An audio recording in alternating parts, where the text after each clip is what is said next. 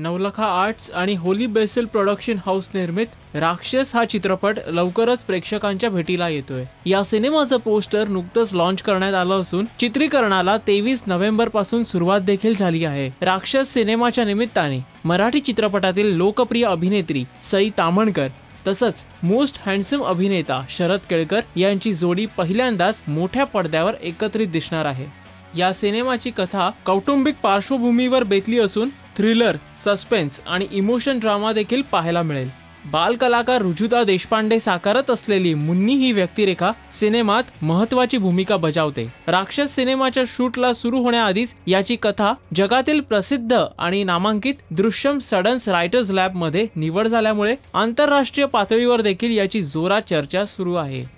Marathi entertainment विश्वातल्या अशाच काही इंटरेस्टिंग हॅपनिंग्स आणि लेटेस्ट अपडेट्स जाणून घेण्यासाठी पाहत रहा राजश्री मराठी। हाय, मी सई ताम्हणकर आणि तुम्ही पाहतात राजश्री मराठी।